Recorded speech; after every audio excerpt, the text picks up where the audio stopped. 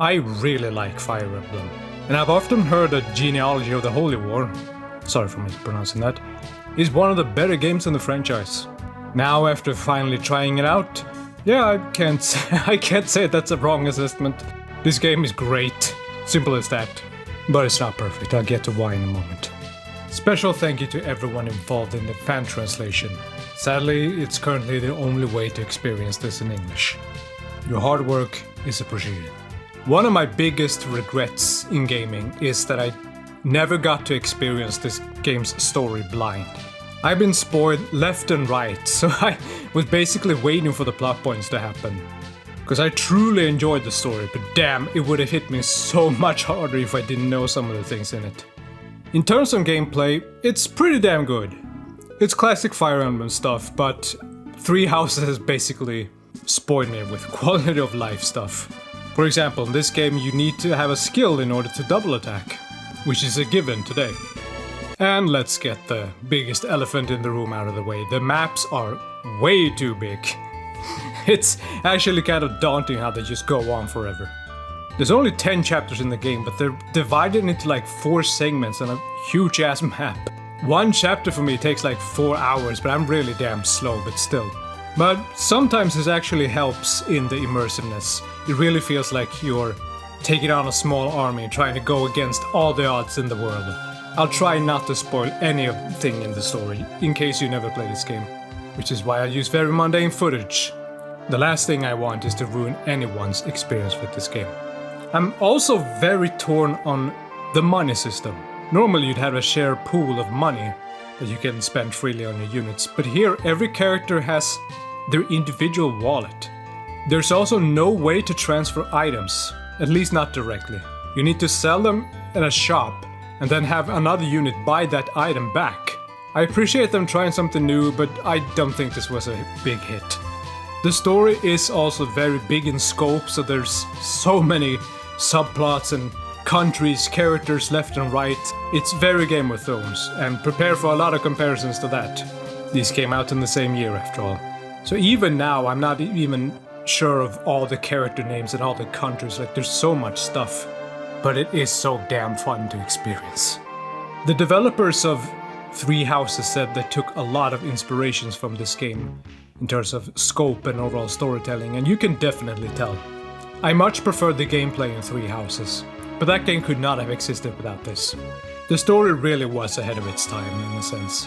A good personal example for me of how invested I got into this was that I'm gonna speak in very vague terms, so I don't spoil for anyone. But there is a female character introduced about in the last quarter or so of the game, maybe last third, who is technically a villain, but they made her so goddamn sympathetic that I was like, can I please recruit this poor woman, please? But no, she's just destined to die on the battlefield by your hands. She wasn't a mind-blowing character or anything, but I felt so bad because it's not like she was a bad person or anything. I was like, no, don't make me do this. But I had to, like, you can't save her. I'm like, god damn it.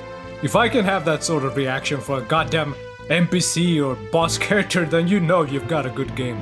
And even if the portraits aren't that great even for its time, the writing is very short and condensed. Had it been released today, the script would have been 10 times as big. But that's also what I like about it. It gets everything across quickly and doesn't say a word more than necessary. You get what these characters are about and this backstory and etc. Condensed storytelling at its finest. But I'm not gonna lie, I wish there was a little more support conversations like in today's Fire Emblem, because these are such colorful characters and full of life and personality, really making it feel like the world is coming to life. So I wish I got to know them better. Also, the gameplay may not be perfect, but I really like it. Classic Fire Emblem goodness. Feels so good to have a few units, raise them until they're stupidly strong, murder everything in sight. Which segues nicely into the castle. The point of each map is to go from castle to castle and capture them. And in them, you can shop and, more importantly, do arena. This is a good way to grind to make sure people are up to speed. It's a very good money source, and your units can't die in it. And I'm not very fond of permadeath, so that's always appreciated. Speaking of the arena, I know it's small detail to mention, but I really like how the song that plays eventually is a super upbeat remix of the map theme from Fire Emblem 1.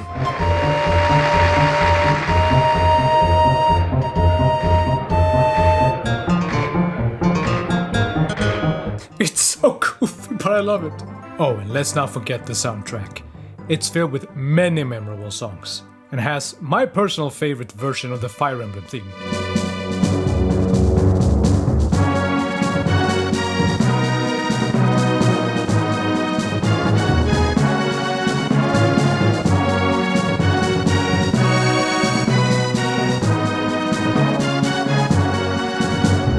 Every time I hear it, I'm just filled with pride and joy that I'm taking part in this franchise.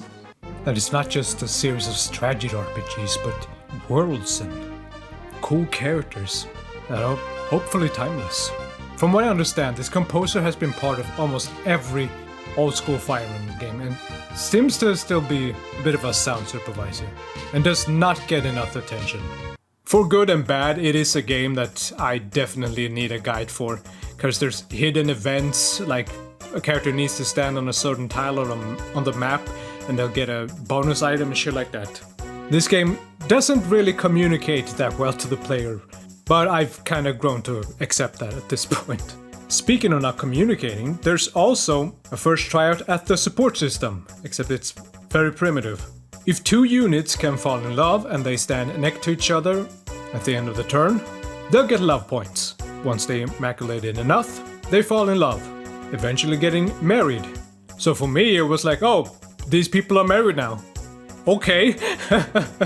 It's definitely been done better in future games. And it doesn't communicate that well, because in order to check what units are in love or married, they need to go into the castle and ask someone. In games like Awakening, it says right there in the menu. There are a few chapters where they talk as a couple, which is nice. I just wish there was more. And you have to actively seek them out too, like remember which characters are married and what chapters they can actually talk as a couple. But damn, I can't stress this enough. The story is so good. I really wish I could tell you all why. All I can say is just experience it. Which is the best way to describe this game. It doesn't feel like a game, really. It's an experience. I know it sounds cheesy, but it's true. The long, daunting maps and the permadeath, grinding at the arena, saving villages from pirates, all feels like it's part of a greater experience of this one army taking on the world, and all the twists and turns that follows. Because it's not an extremely linear story. It is crazy how big in scope this game was, how intricate the world is. Every country, almost every city has a story that you're just taking a little bite out of. This game really makes me want to play more. And thankfully there's a meatquel called Thracia 776. It's one of those games that feel too big, but in a good way. Like I've only scratched the surface even after playing both of the games. I want to emphasize though, and I'll probably say this many times again, my goal with my channel is not to change anyone's mind, or tell people how to do certain things or how not to. All I want to do is present my opinions and have people at the very least understand where I'm coming from. So I'm not gonna tell you that you have to play this game or that this is the greatest game ever made and anyone who thinks different is objectively wrong or anything like that. But I will say that I am a huge fan of strategy RPGs and I really enjoyed this game. It takes a little while to get into it, get used to the system and how big the maps are, etc. But once it clicks, it feels so good. And taking part in a world that feels just as big and complicated as our very own. Fans have been asking for a remake for this game for a long time. Especially now with the success of Shadows of Valentia or Valencia, however you say it. If they even get a fraction of the love and talent that went into that remake, then holy shit, we got a new masterpiece on our hand. Because there really are a few quality of life things that have been greatly improved in later installments. Which is why I'm not gonna say that this is a flawless masterpiece or anything. But what holds up has truly stood the test of time. This was the first old school Fire Emblem I ever beat. And all I can say is, I want so much more.